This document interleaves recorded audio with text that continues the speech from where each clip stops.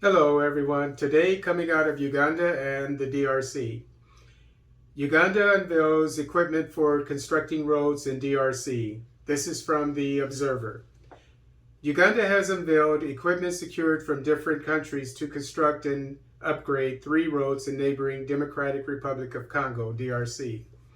The road equipment, including excavators, tractors, rollers, vehicles for monitoring, trucks, and containers installed with office, accommodation, and health facilities, are assembled at DOT Services Limited Base and others at Liberty Internal Custom Depot at Namanve Industrial Park.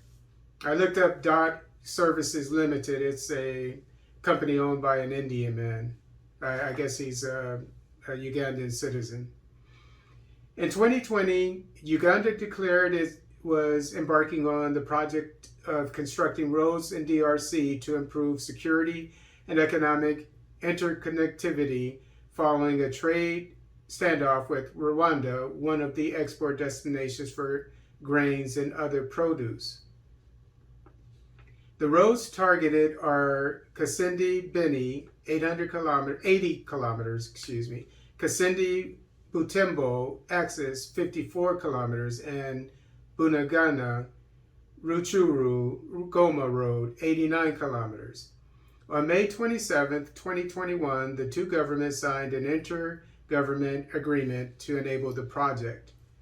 On June 16, 2021, Presidents Yoweri Museveni and Felix Antoine Tshisekedi Chilombo made a groundbreaking ceremony at Mopende Kasindi. At least 243.7 billion shillings, or $65.9 million, will be spent on the entire project. The Commissioner for Roads and Bridges at Uganda's Ministry of Works and Transport, engineer Stephen Kitonsa, notes that on Friday this week, the project steering committee shall hold a meeting in DRC where the contractor DOT Services shall be introduced to the leaders, and officially the campsite shall be handed over so as enable shifting of equipment from Namanvi. Quote, "We're so glad about the mobilization of equipment by DOT. They are now ready to begin the physical works. The contractor DOT Services is going to be introduced to the leaders and officially is going to be handed the campsite. This is why the equipment is here, because the site has not yet been handed to DOT.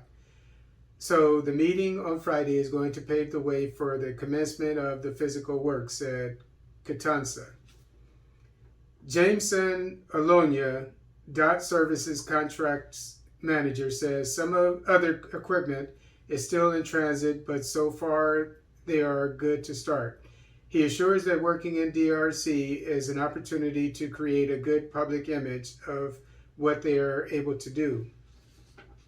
"We're looking forward that the cost that we keep carrying forward by keeping this equipment here will have to be mitigated when the service is handed over so that we eventually shift all this equipment to DRC. The total number of containers that we have at the moment is 50, and it is split between office accommodation and residential accommodation. Our understanding is that in order for you to mobilize quickly for phase 1 work is supposed to be executed within 1 year. If we're to spend more time doing construction for the offices, it will not be adequate. It will not be convenient for the phase 1 work," said Alonia. In other words, instead of building buildings to house people, the workers, and office buildings, they're just going to use the 50 containers that are there that were sent for that purpose. Jean-Pierre Masala, the DRC ambassador to Uganda, and also the chairperson of the steering committee, is excited by the current step of procuring the equipment, saying once the project is completed, we'll continue strengthening the relationship of the two countries. Quote, "We're pleased by the number and quality of equipment we found on the site. Indeed, it is not yet even complete.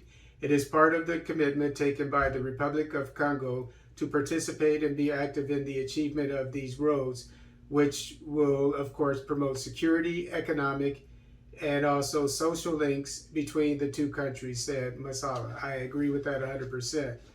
I've always said, based on my experience overseas, in particular in where North America meets South America, namely Panama, where there's dense jungle and there's no road that leads from South America to North America, and it's that's where the mercenaries and the guerrillas used to operate for many years.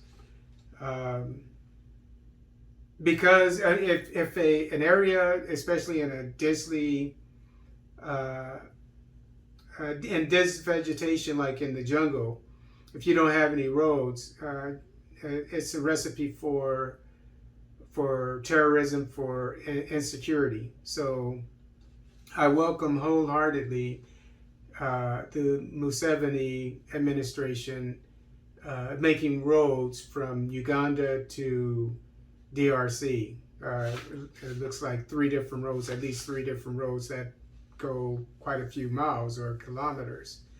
So, and as they said, it's going to help with the economies and help them to have social interaction.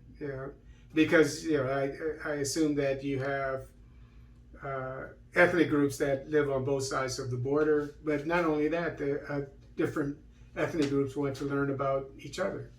But most importantly, in my opinion, for security, whenever you have roads, that helps with security, because it means that you have more people coming through.